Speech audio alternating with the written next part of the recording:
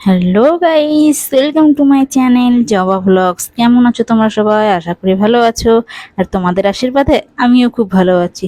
So guys, আজকে সকালটা তো আমরা চা দিয়েই শুরু করছি। তো চলো, ঘুম থেকে উঠে গেছি।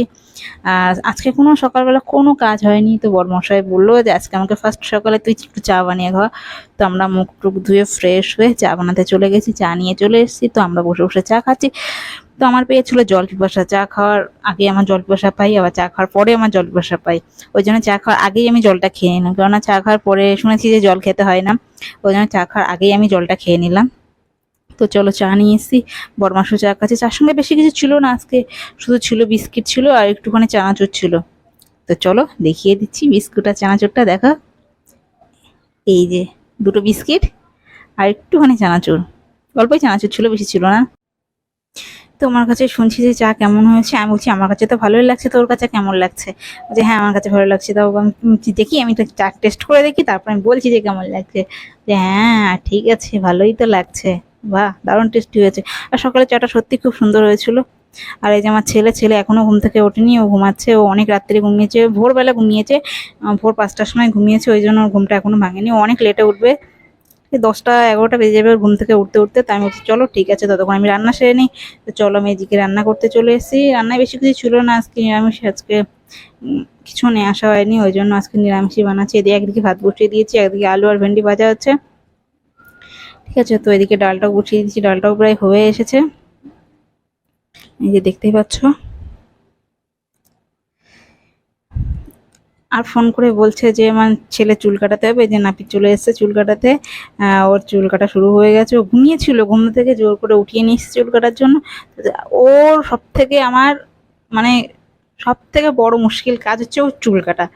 ও চুল কাটাতে গিয়ে যে কি অসুবিধা, কি প্রবলেমে পড়তে হয়, 2 থেকে 3 জন ওকে মাথা ধরতে হয় তবে যে ও চুল কাটতে দেয়। তো চলো, ও ঘুম থেকে উঠে এসছে, তো ওই জন্য এখন চুপচাপই রয়েছে। ওই জন্য ওর পাপা ওকে চুল ধরে রয়েছে, আর উনি চুলটা কেটে দিচ্ছে নাপিত।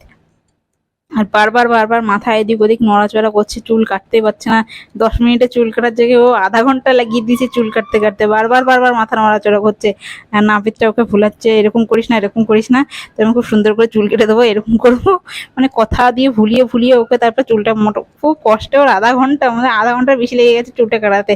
ঠিক আছে, তো দেখো, পুরো ভিডিওটা না দেখলে তোমরা বুঝতে পারবে না যে ও কতটা নড়াচড়া করে চুলটা কাটার সময়। দেখো তোমরা শুধু। ঠিক আছে, সাইড দিয়ে আগের বার যখন ও চুলটা কাটা হয়েছিল তখন ইনিই কেটে দিয়েছিল, স্পেশাল নাপিত আমাদের। ইনি ছাড়া আমার ছেলেকে আর কেউ চুল কাটতে পারে না। ঠিক আছে, তো ইনার কাছে যাওয়া, আগের বার সেলুনে নিয়ে গিয়ে চুল কাটানো হয়েছিল, এবার আর নিয়ে যাওয়া হয়নি, বাড়িতে ডাকা হয়েছে। উনি বাড়িতেও আসে, বাড়িতে এসেও চুল কেটে দিয়ে যায়। তো খুব ভালো লোক।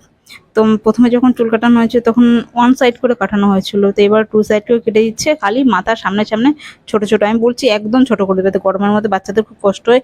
ওই এমনিতে চুলে হাত দিতে দেয় না, মাথা আঁচড়াতে দেয় না, একদম পুরো মেশিন দিয়ে পুরো ছোট ছোট করে দিচ্ছে। দেখো, একদম পুরো ছোট ছোট হয়ে গেছে, খালি সামনে মাঝখানে কতগুলো চুল রয়েছে। ঠিক আছে, তো এবার এই কানের সাইডগুলো একটু ঘুর দিয়ে পরিষ্কার করে দিচ্ছে। এত নড়াচড়া করলে কি আর হয়? বলছে কে, বারবার বলছি বাবা নড়িস না নড়িস না, কেটে যাবে। ও কিছুতে শুনতে না, বারবার নড়েই যাচ্ছে নড়েই যাচ্ছে। ঠিক আছে, তো অনেক কষ্ট করে উনি চুলটা কেটে দিল, ধৈর্য ধরে, খুব ধৈর্য ওনার। আমার ছেলেকে চুল কেটে দিচ্ছে যে ধৈর্য ধরে। ঠিক আছে, অনেক ধন্যবাদ ওনাকে। ঠিক আছে, আপনি তো আমাকে বলছে যে তোমার ছেলেকে দয়া করে তুমি দোকানে নিয়ে এসো না, তুমি আমাকে ফোন করো, আমি তোমাকে বাড়ি গিয়ে তোমার ছেলের চুল কাটিয়ে দিয়ে আসবো।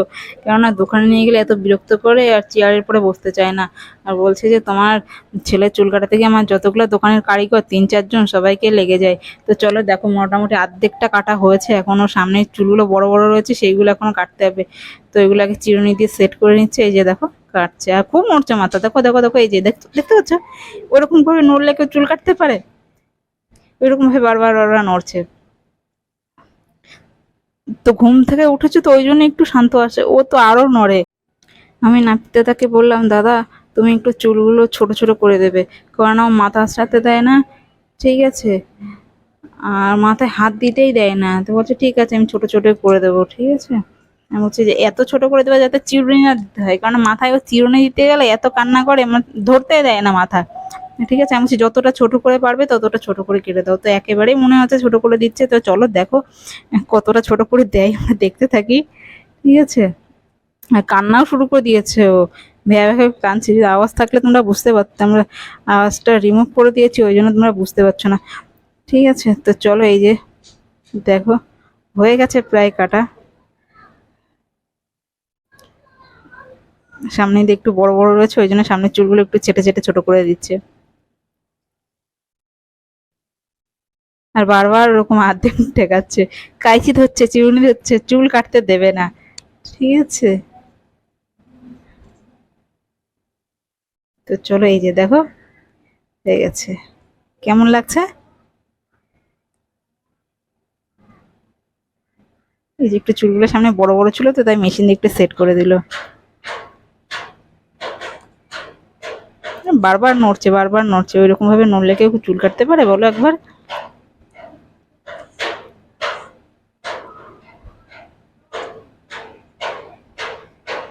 তো চলো এই দেখো হয়ে গেছে একদম।